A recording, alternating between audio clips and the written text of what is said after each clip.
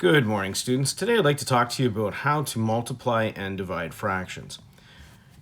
In my opinion, multiplying and dividing fractions is actually easier than adding and subtracting fractions because you do not need to get a common denominator to perform the function.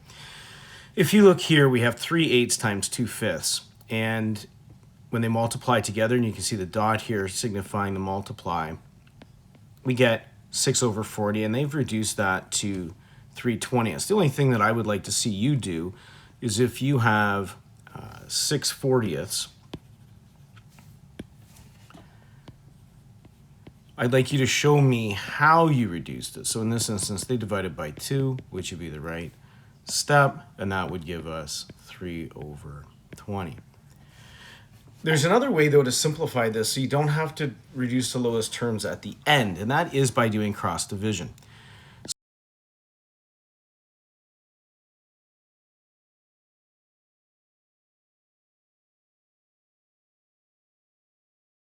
On this next slide, let me show you here, we've got cross divide, just put it at the top so we know what we're doing with it. And here we have 2/10 times 4/5. If we look at the 2/5, there is no common factor between them. They are both primes.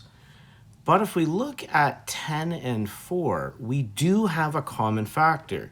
The common factor is 2. So if we divide by 2, them both by 2, we get new fractions. We get 2/5 because 10 divided by 2 is 5. And that'd be multiplying by 2/5 here, which in the end will give us 4/25, and that cannot go any lower. 4 is not a factor of 25, neither is 2, therefore that's as low as we can go. Now, if we look at 2 9s and 5 7s, we can look at 2 and 7. There is no common factor between 2 and 7, and 9 and 5, there is no common factor. So all we're going to do here is we're actually just going to multiply them. So 2 times 5 gives us 10, and 9 times 7 gives us 63. And what's really interesting here is this cannot go any lower either, because 10 is only divisible by 1, 2, 5, and 10. And other than 1, 63 doesn't share any of those factors. So that's where we're at. Now, if we look at 3/8 times 5/6, it's a little bit different. In this situation, 8 and 5, there is no common factor. So we're fine there. We don't have to do anything. 3 and 6 is different. 3 and 6 can be both divisible by 3, which when we cross divide here, what you're going to see is the fractions greatly reduce. 3 divided by 3 is 1, so now we have 1/8 times 5/2. When we multiply that together, we get 1 times 5, which is 5, and 8 times 2, which is 16. And again, no common factor. 5 is a prime, but it doesn't go evenly into 16, so that takes care of it. If we look at 3/5 times 1/4, we can look for a cross divide, but 3 and 4, there's no common factor, and 5 and 1, there is not. So 3 times 1 is 3, 5 times 4 is 20, and we know that that's already in lowest terms. So as you can see with the multiplication, if you cross divide early, it actually is very easy and very efficient. Okay? Now, when we multiply fractions by whole numbers, you can see the example they've given here. And I'm just going to write it out myself as well. If I have 3/4 times 20, it means 20/1, 20 wholes. Now, we can do the same cross divide here that they've shown in this example, and it would be 4 divided by 4 and 20 divided by 4. So that gives us some new values. We have 3/1 times 5/1, which will give us an answer of 15/1. And we can just write that as 15. Okay? Now, if we look at a couple of these examples, what you can do right away is just write as 81/1. And sometimes it's actually easier to rewrite it. It just depends, but so 5/9 times 81 over 1. And 5 and 1 do not have a common factor that we can divide, but 9 and 81 sure do. They're both divisible by 9, so divide by 9, divide by 9, and we get new fractions. We get 5 over 1 times 9 over 1, and we end up with 45 over 1, which is 45. This one we can just do it this way, 3 over 1. And 7 and 1 do not have a common factor, but 9 and 3 do. And they're both divisible by 3, so divide by 3, and we're going to get our new fractions. We end up with 1 over 1 times 7 over 3, which gives us 7 over 3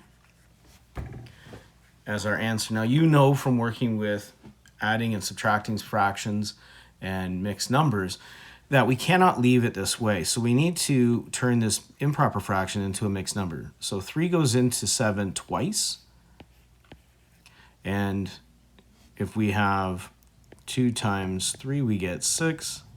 7 minus 6 equals 1. So our final answer would be 2 1/3.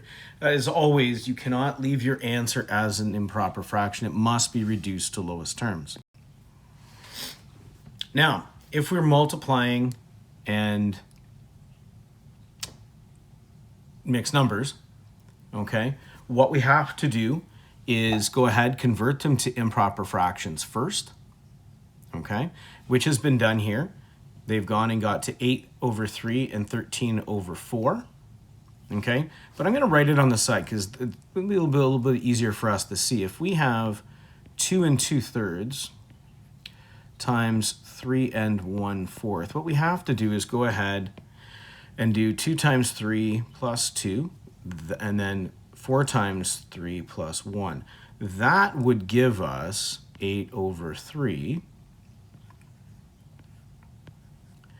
times 13 over 4. Now, right away, you see the 13 in there, and you might be thinking, well, that's a big number. What am I going to do?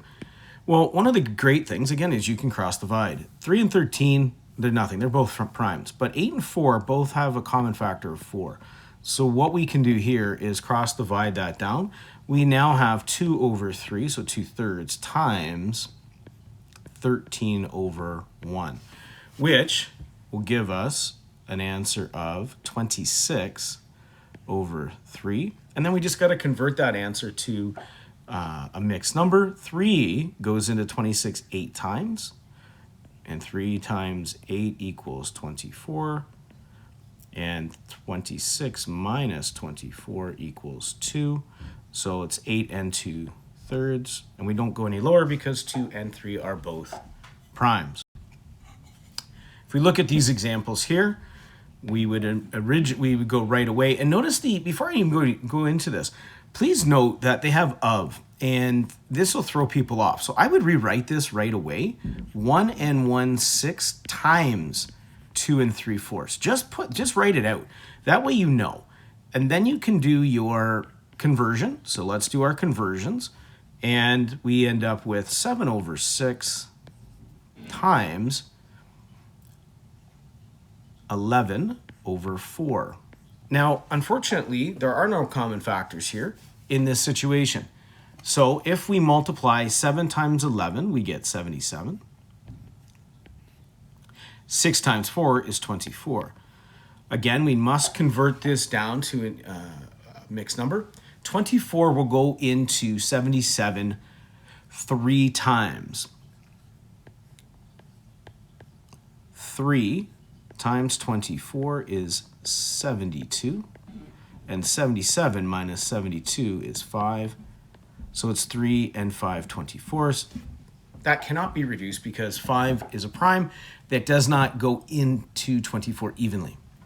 If we look at the other one here, we have 7 1/3. So we would rewrite that 7 1/3 times 3 3/4. Again, do your conversions. Times plus, times plus. We end up with 22 over 3 times 15 over 4. Now, we have a couple ways we can divide this down. This is kind of an interesting one. These are both divisible by 3. And this one is divisible by 2, and so is this one. So let's divide those down and see what we get. 22 divided by 2 is 11. 3 divided by 3 is 1. Times 15 divided by 3 is 5. 4 divided by 2 is 2. We get 55 over 2, which we know needs to be converted to a mixed number. So the question becomes, how close can we get? And what's really interesting is we can get to 27. Okay, so we have 27 and 1/2 would be our answer, because 27 times 2 is 54, and 55 minus 54 gives us the 1. Okay. Now, when you divide fractions, it's almost identical to multiplying with one extra step.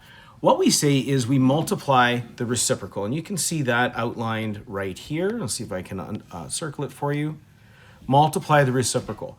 So what that means is if you have 5/10 divided by 5/6, what you're going to do is reciprocal. You're going to flip them. They go around. So we're going to rewrite this now, and it becomes 5/10 times, and I forgot to add that in, this becomes multiply.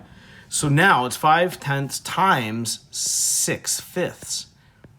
In this instance, that actually works out better for us, because this is, if we cross divide, this is divisible by 2, this is divisible by 2, and this is divisible by 5, and this is divisible by 5. So we get a new fraction of 1 over 5 times 3 over 1. And our answer is 3/5, as it shows in the exemplar. So if we look at these examples, the only thing we really need to do is we're going to go with the reciprocal. So we're going to flip them, and this becomes multiply. So if we rewrite it now, we end up with 2/10 times 5/4. These do have common factors, so we can cross divide by 2, divide by 2. This is divide by 5, this is divide by 5, and we end up with 1 over 2 times 1 over 2, and our answer is 1/4. In this instance, we have 2/9 divided by 5/7, so we're going to change that to multiply, and these we're going to go to the reciprocal. So we end up with 2/9 times 7/5. Unfortunately, in this situation, we have nothing to cross divide here, because they don't share any common factors, 2 and 5 or 7 and 9. So we can just multiply, and we end up with 14 over 45. 14 has factors of 1, 2, 7, and 14, and none of them are factors that go into 45. So that's as low as it can go. 3/8, we are going to change to multiply, and these we're going to go with the reciprocal. So let's flip them. We end up with 3/8 times 6/5. And again, 3/5 doesn't have a common factor, but 8 and 6 does. 8 and 6 divide by 2 at least here.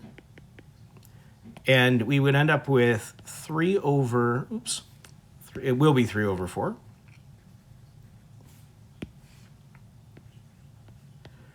Times 3 over 5, which gives us 6 over, be 9 over 20. And that does not reduce any lower. If we look at 3/5 divided by 1/4, same thing. We are going to convert this to multiply, and we're going to go with the reciprocal here. So let's write that out. We have 3/5 times 4 over 1. There is no cross division here. There's no common factor. So we end up with 12 over 5. And we need to reduce that, or excuse me, we need to convert that to a mixed number. 5 goes into 12 twice. And we have 2 left over. And that gives us our answer there. When we are dividing by a whole number, it's the same situation. We would just write 12 over 1. As you can see in the example here, we would look to cross divide. We get to 27 over 2, and we reduce to 13 1/2. So the same process that we've used before. So we'll start off this one the same way we've done the others. When we were dealing with whole numbers, we're going to write it as 81 over 1. And then what we're going to do is convert this to multiply, and we're going to go to the reciprocal here. So now what we end up with is 81 over 1 times 9 over 5. Okay? Now, unfortunately, you cannot cross divide until you've done this. So what we end up with is we end up with 729 divided by 5. And when we break this down, we'll end up with 145 4/5. So it's actually quite the big number, but it is reduced and 4/5 doesn't go any lower. Now, if we look at this question, 7 over 1, okay, and then we're going to go with the reciprocal of 2/9. That gives us 7 over 1 times 9 over 2, which would give us 63 over 2, which gives us 31 1/2 when we break it down.